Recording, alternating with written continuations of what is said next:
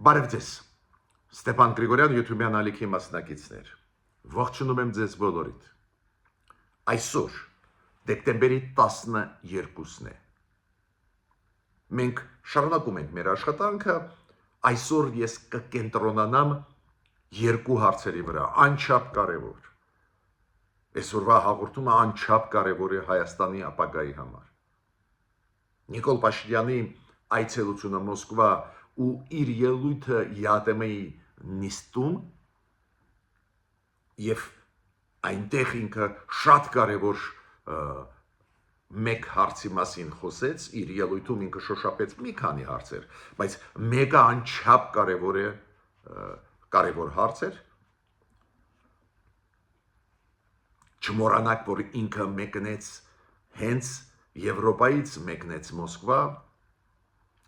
միջ այդ դեկտեմբերի 2-ին մենք Եվրոմիության հետ կարևորագույն փաստաթուղթ ստորագրեցինք, անցանք ռազմավարական համագործակցության անցանք Գերմանիայի հարաբերություններում, նաև շոշափեցինք այնտեղ այդ երկու կարևորագույն այցելությունների ժամանակ Բրյուսել եւ Գերմանիա շոշափեցինք նաև առևտրի ոլորտի հարցերը, տնտեսական հարցերը, էներգետիկայի հարցերը, ստրատեգիկ համագործակցության անցանք եւ Եվրոմիության եւ Գերմանիայի հետ, ու Գերմանիայից մեկնեց Մոսկվա Նիկոլ Փաշինյանը, ինձ սկզբից դա զարմացրեց, հետո ես հասկացա գլխավոր նպատակը, դրա մասին այսօր կխոսենք։ Ու երկրորդ հարցը մեր պաշտոնյաների պետության առաջի, երկրորդ, երրորդ դեմքերի անվտանգության հարցը։ Դուք գիտեք, Նիկոլ Փաշինյանը չկարողացավ մտնել Մոսկվա, Մոսկվայի օդը 3-4 օրը անվտանգ չէր, ստիպված էր իր ինքնաթիռը վայրիչ կատարել Սանկտ Պետերբուրգում ու նոր 3 առավոտ շուտ ինքը հասավ Մոսկվա։ Այդ լուրջ խնդիրներ են։ Պետության ղեկավարը վտանգի տակ էր, քանի որ Ռուսաստանը ունի խնդիրներ, պատերազմ է վարում Ուկրաինայի դեմ։ Մենք սեղ մեղ չունենք, բայց վտանգը կախված էր նաև մեր պաշտոնյայի գլխի վրա։ Ու անպայման ես ուզում եմ այս հարցերն էլ որ քննարկենք, քանի որ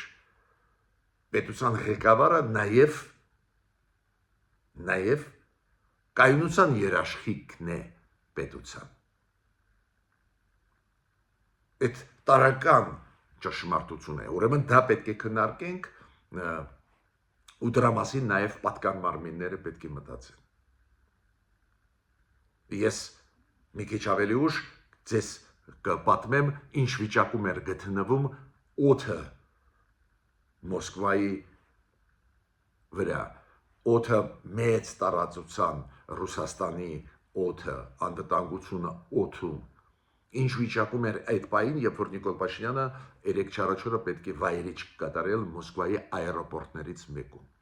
Ուրեմն, այսօր մենք ունենք քննարկելու բաներ, Ալեքսեյ Օվերչուկը եւ Մարիա Զախարովան հայտարարություններ արեցին Հայաստանի հետ կապված շատ ուշագրավ, նաեւ ԵԱՏՄ-ի շրջանակների հետ կապված, աշխատանքի շրջանակների հետ կապված։ Ուրեմն, այս թեման երկու թեմաները կարևորագույն են ու ես կկենտրոնանամ այս թեմաների վրա։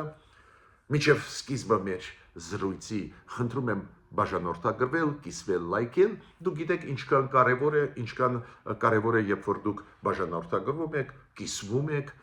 տարածում եք մեր նյութերը, լայքում եք, այդ ճշմարտությունը պետք է հասնի ինչքան կարելի է շատ մարդկանց սփյուռքայության մեջ, Հայաստանի Հանրապետության քաղաքացիների մեջ։ Մենք հիմա ապրում ենք բարդ ժամանակահատված, դուք տեսնում եք ամբողջ աշխարհը հիմա ապրում է բարդ ժամանակահատված, ու շատ կարևոր է հասցնել սփյուռքայությանը եւ Հայաստանի Հանրապետության քաղաքացիներին ավելի օբյեկտիվ ինֆորմացիա։ Գիտեք, ես նկատել եմ վերջին ժամանակներս այս ընտրությունների հետ կապված, որոնք պետք է անցնեն Հայաստանում ազգային ժողովի ընտրությունները հունիսի 7-ին, այս ընտրությունների հետ կապված շատ ու շատ փորձագետներ մտնում են քաղաքական դաշտ, այդ իրանց իրավունքն է, դա նորմալ է, շատ ու շատ քաղաքական ուժեր, որոնք միջ այդ կամ դեմքեր քաղաքական, միջ այդ բավական օբյեկտիվ են, սատար են կանգնում գործող իշխանությունների, կամ բավական օբյեկտիվ դիրքորոշում ցուցաբերում էին, լավին ասում էին լավ, վատին վատ, այսօր ես տեսնում եմ սուբյեկտիվ մոտեցում, քանի որ մարդիկ, փորձագետները, քաղաքական գործիչները ակտիվ հիմա ներգրաված են այս նախընտրական process-ների մեջ։ Մենք նեյտրալ ենք, մենք անաչառ ենք, դա է պատճառը, որ մեր ասածը ել ավելի հիմա ակտուալ է ու կարևոր է։ Դա է պատճառը, խնդրանքս է տարածեք մեր նյութերը։ Հիմա նայեք, ես հաճախ ձեզ հետ խոսում եմ հիբրիդային պատերազմի մասին ու անընդհատ այդ թեման ես կշարունակեմ։ Քանի որ մոտենում են ընտրությունները, պարզ է կան դրսի խաղացողներ, որոնք դժգոհ են, որ Հայաստանում կա զարգացում։ Հայաստանը կայուն է։ Նվազագույնը երկու երկիր կարելի է նշել, որոնք ուրախ չեն, որ մենք ուժեղանում ենք։ Ու դուք շատ լավ գիտեք այդ երկրները, նույնիսկ կանոնները չեմ ուզում տալ, դա է պատճառը, որ հիբրիդային պատերազմների, ինֆորմացիոն պատերազմների տարրերը մենք անընդհատ տեսնում ենք։ Հիմա երեք ինչ միջադեպ էր։ Աղազանգ էր, որ հյուրանոցներից մեկում Երևանի տեսան նռնակ։ Պարզ է, որ ներքին գործերի նախարարությունը շատ արագ արձագանքեց, դա կարելի է միայն ողջունել, բայց հետո ինչքան հասկացա, ոչ մի վտանգավոր իր չգտան այդ հյուրանոցում։ Ոստեղ երկու տարբերակ կա։ Կամ իրոք վտանգավոր բան չկար, բայց ուշադիր քաղաքացին աղազանգեց, մտահոգված էր, ինչ որ տեսավ ինչ-որ բան, որը նռնակին նման էր ու աղազանգեց, դա միայն կարելի է ողջունել ու այդ մարդուն շնորհակալություն հայտնել, բայց կարող է լինի, որ կեղծ աղազանգ էր, միտումնավոր կեղծ աղազանգ կամ լուր, որով մարդիկ, ինչ-որ մարդիկ ուզում էին վախի մթնոլորտ ստեղծել Հայաստանում։ Ի վերջո ոչ ոք ուրախ չի, չէ, երբ որ լսում է, որ կարող է հյուրանոցում նռնակ էր, մարդկանց մոտ կարող է վախեր առաջանան, գիտեք, հասարակությունը բարդ համակարգ է։ Ու շատ լավ է, որ ներքին գործերը առակ արձագանքեցին, տեղյակ պահեցին, որ ոչ մի վտանգ չկա, այդ փայլուն է, բայց պետք է ուսումնասիրել։ Այդ կեղծ աղազանգը իրոք հիբրիդային պատերազմի տարերից է վախի մթնոլորտ սերմանելու մեր հասարակության մեջ։ Թե իրոք ազնիվ մարդ մտահոգված ինչ-որ բան տեսավ, կասկած առաջացավ ու զանգեց։ Հիմա դուք գիտեք, 3 չարաչորը Ռուսաստանի օդում ծանր վիճակ էր։ Ուկրաինան պատասխանում է Ռուսաստանի ագրեսիայի, դրոններ ուղարկում է դեպի Ռուսաստանի տարածք ու մեծ թվով դրոններ մտան Ռուսաստանի օդ 3 չարաչոր։ Ավտոմատ Ռուսաստանի օդը, օրինակ Մոսկվայի, Տվերի, տարբեր այս կենտրոնական եվրոպական ռեգիոնների, տարբեր ռեգիոնների Ռուսաստանի տարբեր եվրոպական մասի Ռուսաստանի ռեգիոնների օդը փակ էր, նաև Մոսկվայում օդը փակ էր։ Ու մեր վարչապետը, որը Գերմանիայից ուղիղ մեկնեց Մոսկվա, Ռուսաստան, ինքը չկարողացավ վայրեջ կատարել Մոսկվայում, իր ինքնատիրը մոտավորապես մի ժամ պտտվեց Մոսկվայի շուրջ ու հետո գնաց Սանտ Պետերբուրգ։ Որ դուք պատկերացնեք ինչքան լուրջ էր վիճակը Ռուսաստանի օդում, որ մոտավորապես 50,000 մարդ ուշացում ստացավ։ Ուշացումով թրիչք կատարեցին։ Մոտ 50,000 մարդ։ Թիվը չվերթների, ռեյսերի, որոնք ուշացան կամ չեղյալ համարվեցին, ահավոր մեծ է, 130 ռեյս չվերթ չեղյալ համարվեց, 235 չվերթ ուշացան, ինչի մանրամասն ասում եմ, որ դուք պատկերացնեք իրավիճակը այնտեղ, այրապորտները մոտավորապես 10 այրապորտ փակված էին, նաև բոլոր օդանավակայանները Մոսկվայի փակված էին, բավական լուրջ վտանգավոր իրավիճակ։ Հիշում եք Ադրբեջանի ինքնաթիռը, որը խոցվեց հակաօդային համակարգով Գրոզնեի տակ, կասկած չկա, ոչ ոք չի կասկածում, որ միտումնավոր խոցվեց, բայց խոցվեց, քանի որ հակաօդային համակարգը Գրոզնեի քաղաքի վրա սկսեց աշխատել, որ դրոնները խփեն ու սխալվեցին, խփեցին ինքնաթիռը Ադրբեջանի։ Այդ սկանդալը դուք գիտեք անցած տարվա դեկտեմբերին։ Հիմա նույնատիպ վտանգավոր իրավիճակ օդում, Մոսկվայի օդում ու ամեն ինչ կարող էր լինել։ Հիմա մեր առաջի դեմքը պետության մտնում է այդ օդային տարածք, չի կարող վայրի չկատարի ինքնաթիռը, գնում է Սանկտ Պետերբուրգ։ Պարզ է դա վտանգ է, չէ՞։ Ու ես ուզում եմ ստեղ ասել, որ միգուցե միջև մեր ընտրությունները 2026 թվի մեր ղեկավարները, ասենք, հրաժարվեն այս այցելություններից Մոսկվա կամ Սանկտ Պետերբուրգ։ Միգուցե հրաժարվեն, քանի որ ես հիմա մտածում եմ իմ պետության կայունության մասին։ Լեգիտիմ ընտրված իշխանավորը ուժը քաղաքական, եթե կորցնում են լիդերին, առաջնորդին, ու պետությունը կորցնում է լիդերին, առաջնորդին, դա հայտնի բան է, բերում է քաոսի երկրի ներսում։ Ուրեմն ստեղ կան հարցեր, որոնք առնչվում են մեր պետության անվտանգության հետ։ Մի պահ մոռացեք ով է այսօր վարչապետը Հայաստանի, նախագահան Հայաստանի, մի պահ մոռացեք, վերցրեք ուրիշ օրինակներ, ուրիշ պետությունների։ Քանի որ ղեկավարները նաև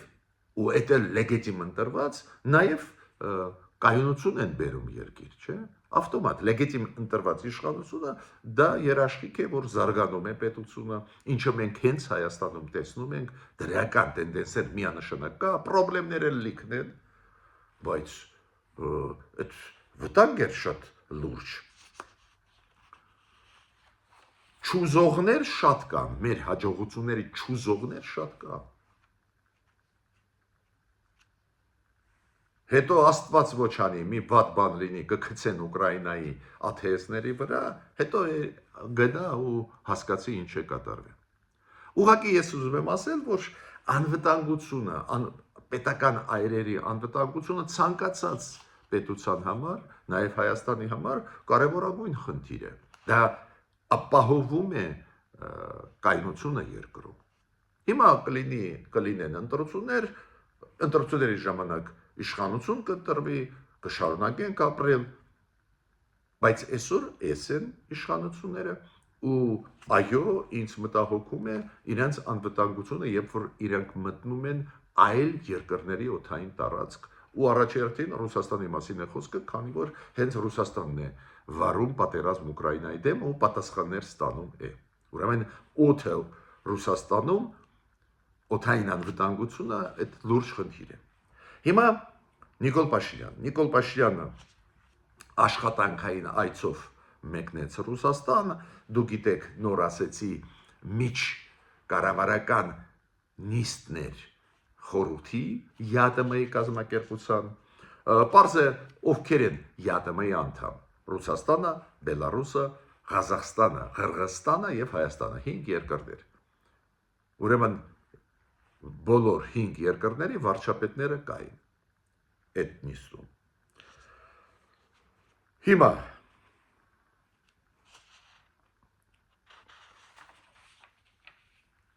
պետք է ասեմ, որ տարբեր ելույթներ էին, պարզը օրինակ վարչապետը Բելարուսի, երբ որ ելույթ ունեցավ, պարզը Բելարուսի համար, Հայաստանի համար էլ դա կարևոր խնդիր է, գյուղատնտեսությունը, Բելարուսի համար էլ գյուղատնտեսությունը, օրինակ Բելարուսի վարչապետը պարզը սրեց իրավիճակը կապված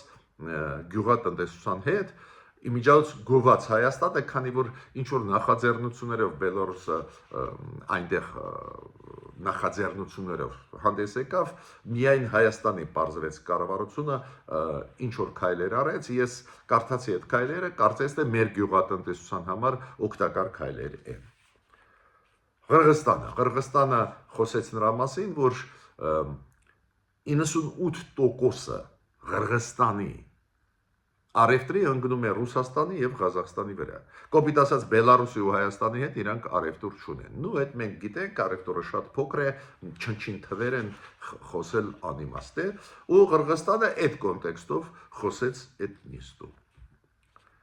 Բայց ի տարբերություն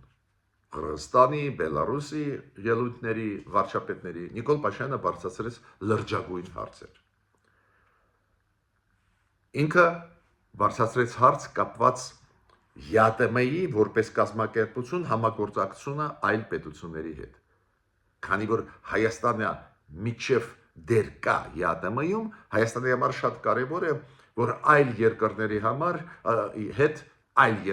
հետ ԵԱՏՄ-ն ստորագրի փաստաթղթերը։ Օրինակ Իրանի հետ որ ստորագրեց, շատ հեշտացրեց մեր առևտուրը Իրանի հետ։ Ու այդ հարցը բարձրացրեց Նիկոլ Փաշինյանը։ Ինքը ասեց, որ ԵԱՏՄ-ը իմաստ ունենա մնալը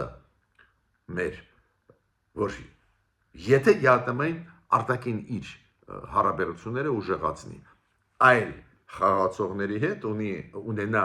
ազատ առևտրի գոտի ու համագործակցի։ Նու ստեղ հասկանալի է մեր գլխավոր մտահոգությունը, որ օրինակ նույն Վրաստանի կամ Իրանի հետ համապատասխան պայմանագրեր լինեն։ Իրանի հետ հիմա կա ազատ առևտրի գոտու ստեղծելու պայմանագիր, ավտոմատ դա այն խոչընդոտները, որոնք կային մեր ու Իրանի համագործակցության մեջ, մեր ԵԱՏՄ-ի անդամ լինելու պատճառով թեթևանում են։ Շատ ճիշտ է ասել, տրանսպորտ լոգիստիկայի մասին նաև Նիկոլ Փաշինյանը խոսեց, տրանսպորտային, կոմունիկացիոն, բացում, համագործակցություն ու ասեց, որ նոր տենդենսները Հարավային Կովկասում շատ են մեծացնում շանսերը, որ ԵԱՏՄ-ն ստեղ մտնի, ավելի ակտիվ աշխատի, ու պարզ է, եթե մենք Ադրբեջանի հետ ինչ որ առաջընթաց տեսնում ենք, որ Ադրբեջանը բացեց իր տարածքը այն ապրանքների համար, որոնք մտնում են Հայաստան, օրինակ ցորենի համար, կամ հիմա ուզում է ծախել մեզ նավթամթերքները նորմալ գներով, պարզ է, որ դա բացում է նոր հնարավորություններ ու Նիկոլ Փաշինյանը դրա ուշադրությունը դարձրեց, նաև ասեց Իլհամ Ալիևի նախագահի Ադրբեջանի նախաձեռնությունների մասին դրական կոնտեքստով ու ես ողջունում եմ դա կարևորագույնն է, քանի որ Ռուսաստանը անընդհատ ինչից է օգտվում։ Մենք անընդհատ վիճում ենք, բախվում ենք Ադրբեջանի հետ, իրանք էլ օգտվում են Ադրբեջանի հետ ուժեղացնում են իրենց համագործակցությունը։ Մենք դերերով փոխվում ենք ու ողջունում եմ Նիկոլ Փաշինյանին դրա պատճառով, դրա կապակցությամբ, քանի որ Նիկոլ Փաշինյանը հիմա ասում է, մենք աշխատում ենք Ադրբեջանի հետ, ԵԱՏՄ-ը օգտագործի դա։ Դες դերերով փոխվեցինք։ Մենք հիմա դարձանք դիտորդ, միջնորդ, այլ ոչ թե հակառակը Ռուսաստանը միջնորդն էլ իբր մեզ օգնում է, բայց ուժեղացնում էր ԵԱՏՄ-ի նաև այդ թվում համագործակցությունը Ադրբեջանի հետ։ Հիմա մենք ենք ասում, չէ, մենք հիմա ԵԱՏՄ ենք, ես ասում եմ դա վատ է, բայց փաստ է, որ ԵԱՏՄ ենք։ Այո, մենք էլ Ադրբեջանի հետ նախաձեռնեցինք մի շարք քայլեր ու կարևորագույն հարց, որը բարձրացրեց Նիկոլ Փաշինյանը, ստրատեգիկ նշանակություն ունեցող։ Այս ԵԱՏՄ-ում, որը կարծես թե այդքան էլ էֆեկտիվ չի։ Նիկոլ Փաշինյանը ասաց, որ կարևորագույն հարցն է ընդհանուր շուկա ստեղծելն է եւ բալանսավորել շահերը պետությունների այդ ընդհանուր շուկայում ու այդ շուկայում այն մասը, որը կապված է էներգետիկ ռեսուրսների հետ, որ այդ շուկան ընդհանուր աշխատի։ Շատ կարևոր դա հարց է, դուք գիտեք, Ռուսաստանը անընդհատ խոստում է տալիս, որ մինչև 24 թիվ, հետո ասեցին մինչև 25 թվի վերջը, որ կբացի շուկան գազի, նավթի գների, քանի որ հիմա դուք գիտեք այն գինը, գազի, նավթի, որը Ռուսաստանի ներսում է, չի համապատասխանում այն գներին, որով Ռուսաստանը ծախում է գազը, նավթը Հայաստանի վրա, Ղազախստանի վրա, Ղրղստանի վրա, Բելարուսի վրա, ու եթե Ղազախստանը իր գազը, նավթը ունի, իրենց համար դա այդքան ակտուալ չի այդ գները, մեզ համար անչափ ակտուալ են, բարձր են գները եւ նավթի եւ գազի, որը ծախում է Ռուսաստանը մեր վրա։ Ու Նիկոլ Փաշինյանը ընդհանուր շուկայի խաղի կանոնների մասին խոսեց, ակնար անելով նաև այս հարցերին, պարզ է Ռուսաստանը դեմ է, Ռուսաստանը չի ուզում շուկայական հարաբերությունների ԵԱՏՄ-ի շրջանակներում անցնել, մինչդեռ ԵԱՏՄ-ն չէ, տնտեսական բլոկ է, ազատ առևտուր, ազատ տեղաշարժ մարդկանց, ապրանքների, բայց էներգետիկ ոլորտում Ռուսաստանը չի ուզում ու Նիկոլ Փաշինյանը այդ հարցը բարձրացրեց, որ բալանսավորում լինի այս շուկայում ԵԱՏՄ-ի, նաև այդ թվում էներգետիկ ոլորտում, շատ ճիշտ բարձրացրեց այդ հարցը։ Դա կտա մեզ իրոք շանս ազատվելու ԵԱՏՄ-ից առանց կոնֆլիկտի, առանց սրման հարաբերությունների նույն Ռուսաստանի հետ, քանի որ եթե դա Ռուսաստանը չի անում, Հայաստանի մնալը ԵԱՏՄ-ում անիմաստ կլինի։ Ես նորից կրկնում եմ, մեր տեղը Եվրոմիությունն է, մենք պետք է մտնենք Եվրոմիության ազատ առևտրի գոտի ու չմնանք ԵԱՏՄ-ում, բայց քանի որ դեր մնում ենք ԵԱՏՄ-ում, Նիկոլ Փաշինյանը շատ ճիշտ է բարձրացնում հարցերը, վաղը չեն լուծի, մենք հանգիստ դուրս կգանք։ Նաև պարզ է, որ թվայնացման մասին խոսեց Նիկոլ Փաշինյանը, այս էլեկտրոնային առևտրի մասին, խոսեց կիբեր անվտանգության մասին, պարզ է այդ ելույթում մի քանի դրույթներ կային, որոնք մեր կառավարությունը համարում է կարևոր ԵԱՏՄ-ի շրջանակներում բարձրացնել այդ հարցերը, բայց նորից կրկնում եմ, ինձ համար անչափ կարևոր էր, որ այս 1, 2, 3 գլխավոր հարցեր Նիկոլ Փաշինյանը բարձրացրեց։ Ուրեմն ԵԱՏՄ-ի համագործակցությունը աշխարհի հետ,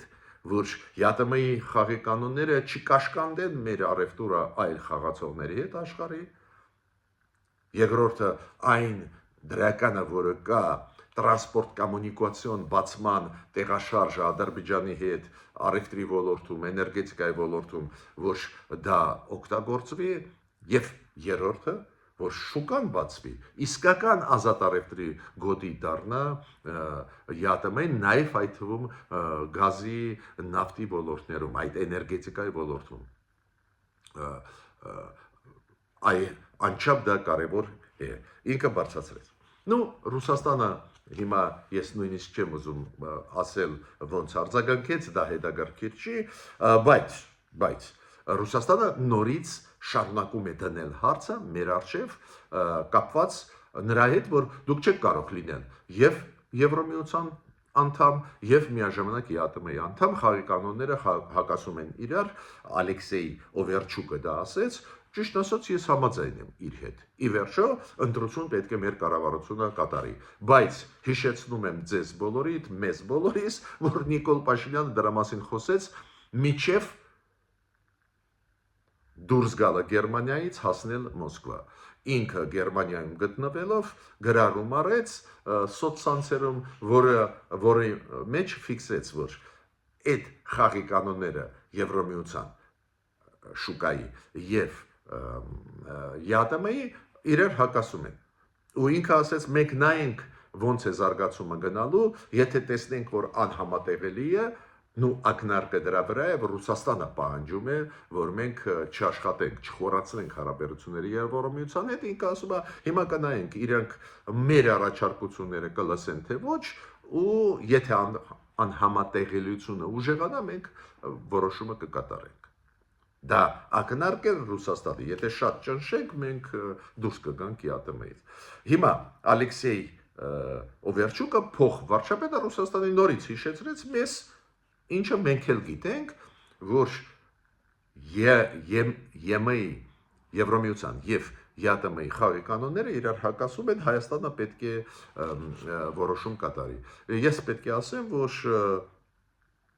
Ալեքսեյ Օվերչուկին Մենք դա հասկանում ենք, մեր կառավարությունը հասկանում է, պետք չի 10 անգամ կրկնել, մեր տեղը Եվրոպայում է, պարզ է մեր կառավարությունը ուզած-չուզած կգնա դեպի Եվրոպա, ուղղակի հիմա գնում է դիվերսիֆիկացիան մեր առևտրի։ Դա ակնհայտ երևում է նույն Ադրբեջանի հետ կոմունիկացիաների առանձին հարցերում բացումը, մեր ակտիվ աշխատանքը Եվրոմիության ստանդարտներին համապատասխանեցնելու մեր ապրանքների, նաև այդ թվում գյուղատնտեսական ապրանքների, ակնհայտ ցույց է տալիս, որ դիվերսիֆիկացիա անում է մեր կառավարությունը ու ինչ որ բայից իրոք որոշում կընդունի։ Նաև այդ թվում Ալեքսեյ Օվերչուկը մտահոգություն հայտնեց, որ առևտրի բալանսը անկում է ապրում Ռուսաստանի եւ Հայաստանի միջև։ Անցած տարի առևտուրը Հայաստանի Ռուսաստանի միջև 12 միլիարդ դոլարից ավել էր, մոտավորապես 12.5 միլիարդ դոլար, հիմա այս տարի թիվը կլինի մոտավորապես 6 միլիարդ։ Բայց մենք հիշում ենք դա ինչի հետ է կապված, այդ ուռճացված թիվը 12 միլիարդ, դա կապված էր այն սանկցիաների հետ Ռուսաստանի դեմ ուղված ու շատ ապրանքներ Հայաստանի միջոցով մտցվում էին Ռուսաստան։ Դա կապված չէր տնտեսության հետ, տնտեսության զարգացման հետ, ռուս-հայկական ոչ, դա կապված էր սանկցիաների հետ ու այդ փուչիկը պարզ է հիմա տարակավ, այդ 6 միլիարդը համապատասխանում է այն առևտրին, որը կա Հայաստանի եւ Ռուսաստանի միջև։ Հիմա Մարիա Զախարովան նույն ժամանակ, երբ որ Ալեքսեյ Օվերչուկը խոսած ԵԱՏՄ-ի մասին ու Հայաստանի անդամակցության մասին, որ անհամատեղելի է, եթե Հայաստանը գնա դեպի Եվրոմիություն, նույն Մարիա Զախարովը խոսած դրա մասին, որ Հայաստանը ՀԱՊԿ-ի անդամ է, ունի պարտավորություններ։ Մարիա Զախարովան ասաց, որ ԵԱՏՄ-ում կներեք, ՀԱՊԿ-ում Հայաստանը ՀԱՊԿ-ի անդամ է ու ստեղ պարտավորություն ունի, նաև հիշեցրեց, որ ՀԱՊԿ-ում չկա սառեցում այս ձևի կարգավիճակ, իդեպ ասեմ ձեզ ճիշտ է ասում, բայց գիտեք ժամանակակից աշխարհում դու պետք է արձագանքես adekvat, քանի որ ժամանակակից աշխարհում փոփոխությունները այդքան արագ են կատարվում, որ նույնիսկ այլ ավելի հզոր կազմակերպությունների կանոնադրությունները ինչ որ բաներ իրենց մեջ չեն պարունակում։ Ինչ եմ ուզում ասել։ Այո, ՀԱՊԿ-ում չկա դրույթ սառեցման, կամ դու անդամ ես, կամ դուրս ես գալիս, բայց նոր զարգացումները ցույց են տալիս, որ կարող է լինի նաև սառեցում, ուրեմն փոխանակ ՀԱՊԿ-ի կանոնադրությունը փոխեն ու հարստացնեն այս ձևի տարբերակով, կարգավիճակով, ինքը ասում է այդ ձևի կարգավիճակ չկա, Հայաստանը չգիտեմ ինչ է անում, նաև սպառնում էր Մարիա Զախարովան, ասում է երկրորդ տարի է Հայաստանը չի մուծում անդամավճարներ ՀԱՊԿ-ում, դա նշանակում է, որ սանկցիաներ կարող են կիրառվել Հայաստանի դեմ, օրինակ այն պաշտոնները, որը բաշխվում են 6 երկրների միջև ՀԱՊԿ-ի անդամ, Հայաստանը կարող է կորցնել իր կվոտաները, ճիշտ ասեմ դες, մեզ դա ոչ էլ պետք է օգտագործել, ուղղակի ՀԱՊԿ-ից իրոք պետք է դուրս գալ, բայց ես հատուկ ուզում եմ գիտեք ինչի վրա ձեր ուշադրությունը դարձնել, անընդհատ այդ ճնշումը Հայաստանի վրա գնում է Ռուսաստանի կողմից, մենք պետք է հասկանանք, որ դա չի փոխվի, մեր դիվերսիֆիկացիան արտաքին քաղաքացիական ոլորտում, տարբեր ոլորտներում, ռազմական, ռազմատեխնիկական, էներգետիկայի ցավոտ ընդունվում են Ռուսաստանի կողմից, կառավարությունը հանգիստ պետք է շարունակի իր քաղաքականությունը դիվերսիֆիկացնել էներգետիկան, այլ ոլորտներ, հանգիստ պետք է շարունակի այս մեսիջները ուղարկել, այդ մեսիջներին չի արձագանքի Ռուսաստանը ու մենք հանգիստ առիթը օգտագործելով դուրս կգանք ԵԱՏՄ-ից, քանի որ Նիկոլ Փաշինյանի ասածը, որ ԵԱՏՄ-ի շրջանակներում խոստում տրվեց, որ շուկան կաշխատի, ազատ շուկայական հարաբերություններ, նաև այդ թվում տարբեր ոլորտների, նաև այդ թվում էներգետիկայի ոլորտի, որ չի աշխատում, պարզ է, որն է ստիմուլը ստեղ մնալ։ Ռուսաստանը կասկած չունեմ ոչ մի որոշում չի ընդունի, ոչ մի բան չի փոխի, օրինակ Բելարուսն էլ բարձրացնում էր, Բելարուսն էլ իր շահերից ելնելով բարձրացնում էր գյուղատնտեսության ոլորտի հարցերին, քանի որ Բելարուսի համար էլ դա շատ կարևոր ոլորտ է, բարձր յատում են ոչ մի բանի չի արձագանքի, Ռուսաստանը չի արձագանքի, ոչ ոք շահերը ինքը չի հարգի, ու դա արիթ կտա հագիստ դուրս գալ առանց ցնցումների այդ կազմակերպությունից, երբ որ մենք կապահովենք մեր ապրանքների համար այլ շուկաներ եւ որակը մեր ապրանքների կբարձրացնենք։ Ես ավարտեցի իմ ելույթը, միջ նոր հանդիպումներ։